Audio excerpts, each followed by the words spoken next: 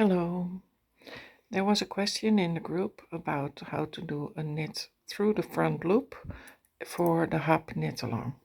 Okay, this is not my hub, but it's a similar weight of yarn, so I thought it was most convenient to do a quick example with this yarn because I already have the side stitches.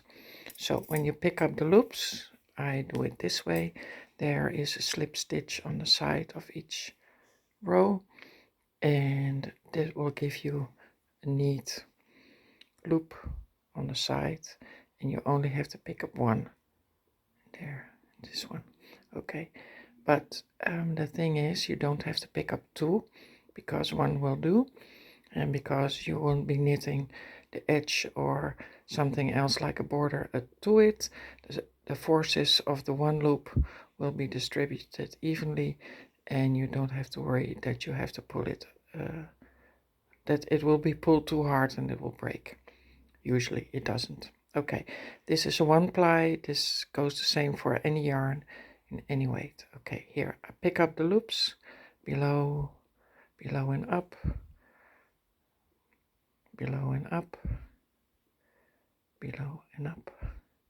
I will do just a few stitches in this case, so that you have an idea. This will make sure that you have the single loop that you've picked up. There will be no the ridges in this case on the front, but it can also be on the back. Now I have to turn my work.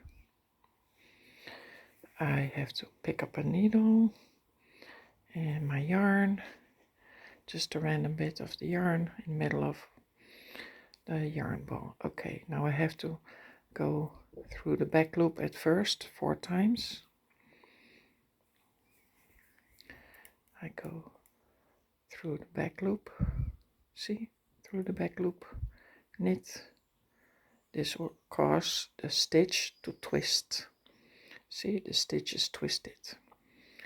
Through the back loop again, knit, and now this stitch, when you go through the back loop, it will twist, but that's the meaning, because then it creates a nice pattern. See, they're all twisted.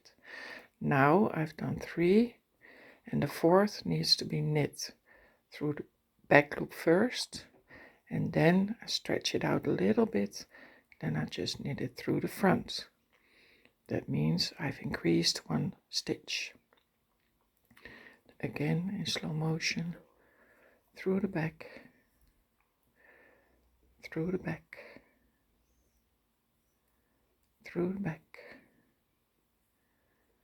Then I need to count, so 1, 2, 3, 4, and this is the extra stitch, and I can see it because it starts a bit higher up. So that's 4, 1, 2, 3, 4, plus an extra 1, 2, 3. So the next one I have to do is 1 through the back and stretch it up a little bit. With this finger I pull that string to the back so my needle can get in easier, and then let it go. I've made 2 stitches in 1 loop, and this is the make one through the front loop because all other stitches are in the back. Had I picked up more loops,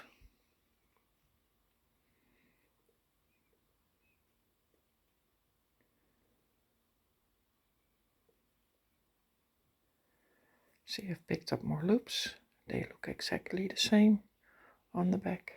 Okay, if I would knit 1, 2 like regular, and 3, and then 1 through the front of the loop, then I go over this bit, then I go to the back. Let me see if I can get more clear. This is the front loop, this is the back loop. Keep the needle behind the left hand needle.